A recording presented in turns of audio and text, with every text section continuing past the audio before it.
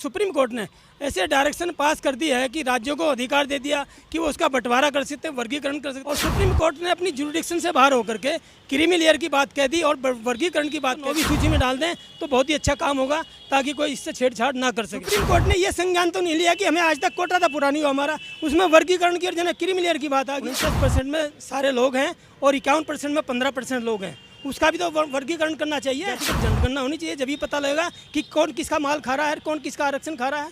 50% तो आरक्षण ही है, 15% लोग खा रहे हैं। भारत बंद इसलिए है क्योंकि सुप्रीम कोर्ट ने SC/ST में सब कैटेगराइज करने के लिए कहा था, जिसके बाद पूरे देश के SC/ST भारत बंद का ऐलान किया था। हमारे साथ कुछ लोग हैं जो अभी DM को ज्ञापन सौंप कर आए हैं। इनसे जानने की कोशिश करेंगे कि आखिर में क्यों इनको सब कैटेगरी से इशू है या सुप्रीम कोर्ट ने जो फैसला दिया था। सर, सबसे पहले अपना नाम बताइए। मेरा नाम रामफल सिंह एडवोकेट, मैं अखिल भारतीय चमार महासंघ का राष्ट्रीय अध्यक्ष। आज के इस आंदोलन में हमने शांतिपूर्वक प्रदर्शन किया है और सुबह 10 बजे से लेकर 12:30 बजे तक हमने यहाँ पे गोल चक्कर पे प्रदर्शन किया। काफ़ी तादाद में लोग, पार्टी के लोग थे, हमारे महासंघ के लोग भी थे और शांतिपूर्वक प्रदर्शन रहा। हमने इसमें हमने अफसोस जताया है कि जन सुप्रीम कोर्ट ने ऐसे डायरेक्शन पास कर दी है कि राज्यों को अधिकार दे दिया कि वो उसका बंटवारा कर सकते हैं, वर्गीकरण कर सकते हैं। इसमें संघ की जो ताकत है वो कम होगी और सुप्रीम कोर्ट ने अपनी जुरिडिक्शन से बाहर होकर के क्रीमी लेयर की बात कह दी और वर्गीकरण की बात कह दी, जबकि बाबा साहब ने अनुसूचित जातियों को एक जाति में पिरोने का काम, 1108 जाति को एक माला में पिरोने का काम बाबा साहब ने किया था और 1932 में पूना पैक्ट के आधार पर हमें रिजर्वेशन का आधार मिला था, अधिकार मिला था।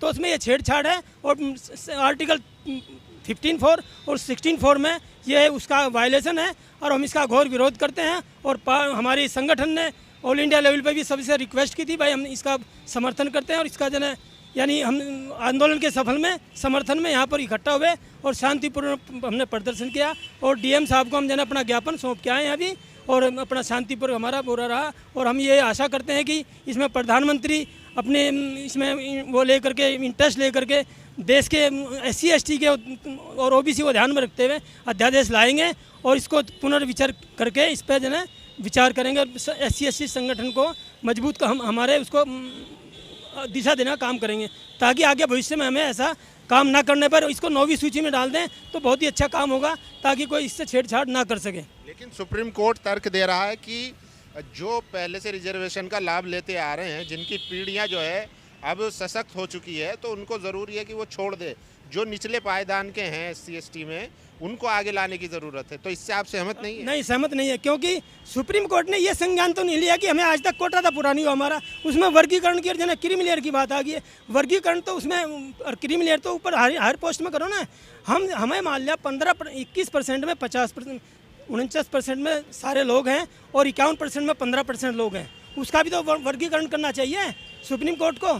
तो ऐसे उस पर जातिगत जनगणना होनी चाहिए, जब ही पता लगेगा कि कौन किसका माल खा रहा है, कौन किसका आरक्षण खा रहा है।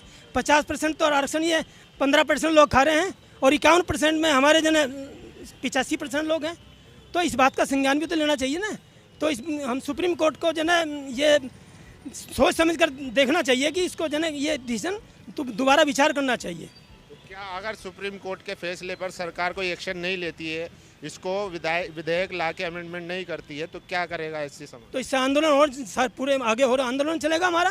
और हम जहाँ जो MP है हमारे 131 MP है, उनके घरों का घेराव, जो उनके बंगले पे घेराव करेंगे जा करके। और जो बड़े बड़े हमारे नेता हैं जो SC/ST का जब वोट ले रहे हैं, उनको हम जाके, कांग्रेस चुप है और जो है अखिलेश चुप है, जो राहुल गांधी जो संविधान लेकर के कसम खा करके संविधान की रक्षा करने के लिए पूरे देश में दलितों का और मुस्लिमों का वोट बटोरा है, वो आज वो चुप हैं, वो चुप कुछ बोल नहीं रहे इस बात पे। तो हम उसको भी देख रहे हैं ना। ये दलित, इनको हमने कांग्रेस को सबक सिखाया है और कांग्रेस को दोबारा भी सबक सिखा देंगे, क्योंकि कांग्रेस को दलितों ने वोट, मुस्लिमों ने वोट दिया है और इस आधार पर दिया कि संविधान की रक्षा करेंगे। लेकिन इन्होंने तो फिर हमें वही आईना दिखा दिया, हम तो वहीं के वहीं खड़े हैं। तो राहुल गांधी तो वो लगातार पार्लियामेंट में आवाज उठा रहे कि जाति जनगणना होनी चाहिए। और अभी जो लेटरल एंट्री का एडवर्टीजमेंट आया था जिसमें भर्तियां की जा रही थी डायरेक्ट, उस पर भी उन्होंने सवाल उठाया, जिस पे सरकार ने फैसला वापस तो ले लिया। लेकिन जो मेन मुद्दा है ना हमारा SC/ST आरक्षण में, तो कहीं नहीं बोले वो। SC/ST आरक्षण पे तो कुछ नहीं बोले। कांग्रेस और जो है अखिलेश यादव भी कुछ नहीं बोले, अपना वो तो समर्थन तो कर, लेकिन जो उनको करना चाहता सरकार को 3 दिन से पहले ही उन्होंने सत्र खत्म कर दिया, तो उसको करते ना। मैं 3 का सत्र क्यों खत्म कर दिया? पहले ही अपनी आवाज़ उठाते और उसको सत्र को चलने देते। तो ये तो जो है सरासर अन्याय है हमारे साथ में। इसको अन्याय को हम बर्दाश्त नहीं करें। आगे जो भी आंदोलन होगा और हम आगे इसको, हमारी 100 पिटीशन के करीब लगभग सुप्रीम कोर्ट में डल चुकी है और हमें उम्मीद है, वैसे हमें सुप्रीम कोर्ट पर उम्मीद है कि दोबारा विचार करेंगे इस पर और पुनर्विचार करके हमें न्याय दिलाएंगे। ऐसी को हमें पीएम से भी एक डेलीगेशन मिला था, जो SC/ST सांसद है, उन्होंने मिलकर बात रखी है अपनी कि इसमें भाई आप देखिए, इस मैटर को रिसोल्व कीजिए। हाँ, तो उन्होंने आश्वासन दिया है। आश्वासन से बात नहीं बनती ना।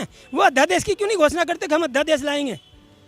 अध्यादेश की घोषणा करते तो हमें संतुष्टि होती है। हम आंदोलन करने पे क्यों मजबूर होते? हमें कोई आश्वासन से उससे बात नहीं बनी ना हमें, जब भी तो हमें आंदोलन पर सड़कों पर उतरना पड़ा। सर, आपका क्या नाम? मेरा नाम रायचंद है और मैं अखिल भारतीय रविदास धर्म संगठन का दिल्ली प्रदेश अध्यक्ष हूँ।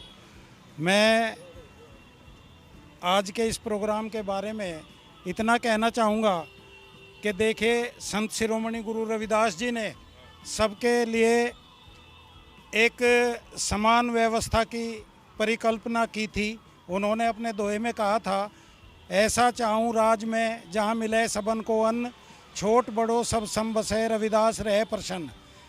इस देश में सब लोग समान हो, समानता का अधिकार सबको मिले, कोई किसी भी प्रकार का पीड़ित ना रहे, और जो ये देश में आपसी भाईचारे का एक विष घोला गया है, इस प्रकार का विष ना घोला जाए। सब लोगों को प्रेम मोहब्बत से, प्यार से रहना चाहिए। अखिल भारतीय रविदास धर्म संगठन प्रत्येक धर्म का समान आदर करता है और मानवतावादी विचारधारा पर आगे बढ़ता है, और वो किसी भी व्यक्ति के प्रति एक दुराभाव नहीं रखता। तो मेरा कहना यह है कि ये जो देश में चीज़ें चल रही है, फूट डालो राज करो, ये गलत है। ये जो चीज़ है, ये संविधान का इशू था, ये पार्लियामेंट को पास करने का इशू था, ये सुप्रीम कोर्ट द्वारा जो अप्रोक्ष रूप से पास किया गया है, ये गलत है। और इसमें जो आपस में भाई भाई को लड़ाने का काम किया गया है, क्योंकि अगर SC या ST दोनों समाज में अगर कोई बात है तो आपस में हम लोग अपना बंटवारा खुद कर लेते और फिर जो पढ़ेगा वही आगे बढ़ेगा। तो आपस में लिख पढ़ कर के जो भी आगे आएगा वो शिक्षा का या नौकरी का लाभ पाता है। तो देश में इस तरीके की जो ये बैर का बीज बोया गया है, ये गलत है और इस प्रकार से नहीं होना चाहिए। सर, क्या लगता है, क्या सिर्फ SC/ST का जो फ़ायदा है सिर्फ वही अपर क्लास ही लेता रहेगा? मतलब जो पहले से लेते आए, यानी कि 50 साल से 60 साल से जो रिजर्वेशन का फ़ायदा ले रहे हैं, क्या सिर्फ उन्हीं लोगों को मिलना चाहिए? क्योंकि सुप्रीम कोर्ट यही तर्क दे रहा है, जो नीचे लोअर तबका है उसको आज भी रिजर्वेशन का लाभ नहीं मिल रहा। अच्छा, मेरा नाम ब्रह्मपाल है और मैं अखिल भारतीय चमार महासंघ का राष्ट्रीय महासचिव हूँ। जो आपने सवाल उठाया कि 50-60 साल से जो ले रहे हैं वही लेते रहेंगे क्या आरक्षण का लाभ, ऐसी बात नहीं है। जो आरक्षण शुरू हुआ, बाबा साहब अम्बेडकर जी ने जो आरक्षण शुरू कराया, वो उस वक़्त अछूत लोग जो थे, जो जिनसे छुआछात होती थी, वो लोगों को आरक्षण दिया था, उसको इकट्ठा करके अनुसूचित जाति में वही जातियां रखी गई थी। तो जब तक ये जाति के आधार पर आरक्षण हुआ, अगर जाति चलती है तो आरक्षण भी चलेगा। अगर जाति आरक्षण को मिटाएंगे तो जाति पहले मिटानी पड़ेगी, क्योंकि जाति इसका आधार है। और जातिगत जो भेदभाव है, सामाजिक जो अन्याय है, वो अभी भी देश के अंदर बना हुआ है, वो ख़त्म नहीं हुआ। इसलिए उसमें ऊंच बड़े छोटे की बात नहीं है। जब तक जाति के आधार पर ये रहेगा तब तक जो है आरक्षण इनको देना पड़ेगा, किसी को अलग नहीं कर सकते। हाँ, ये है कि जैसा इनका मानना है कि भाई जो जिनको नहीं मिला, क्यों नहीं मिला उसकी खोज करनी पड़ेगी।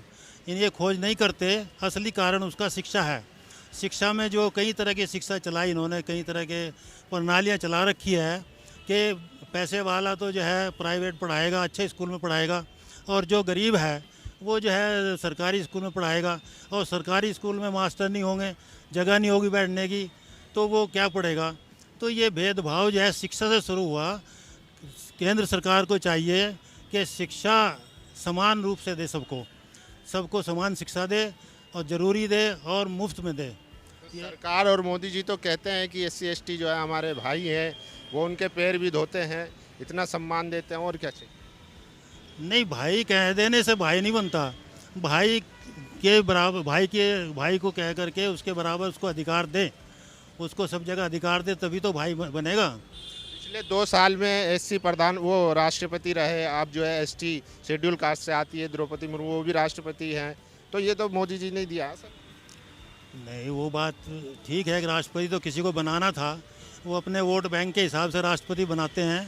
पहले SC का बनाया वो कोविंद जी, अभी ST की बनाई। ये सब जो है राजनीतिक मामला है और ये वोट बैंक बनाने के लिए वो करते हैं सब लोग। चलिए, आगे आपका क्या एक्शन रहेगा अगर सरकार कोई विधेयक लाके इस फैसले पर कार्रवाई नहीं करती है, कोई एक्शन नहीं लेती है, आगे क्या रहेगा आपका? हमारा मानना है कि ये संसद का अधिकार है और संसद के अंदर पूरा डिस्कशन हो, विचार विमर्श हो सबका, और उसके बाद जो भी अच्छाई है देश के लिए वो पास हो तो अच्छा होगा, उसमें सबको संतुष्टि होगी। लेकिन बिना केंद्र सरकार के संसद में पास करे इसको कहीं भी लागू करना उचित नहीं है, बिल्कुल अन्याय है। और ये जो भेदभाव और बांटने की नीति है और वोट बैंक की नीति जो सरकार अपना रही है वो ठीक नहीं है, घातक है। चलिए, तो देखिए, ये रिपोर्ट थी भारत बंद की गोकलपुरी विधानसभा से। बाकी आप लोगों की क्या राय पूरे भारत बंद पर, और जो सुप्रीम कोर्ट का फैसला आया था जिसमें वर्गीकरण की बात कही गई है, उस मामले पर अपनी राय जरूर दीजिए। कैमरा पर्सन आरिफ के साथ मोहम्मद फैसल, विचार आप तक, दिल्ली।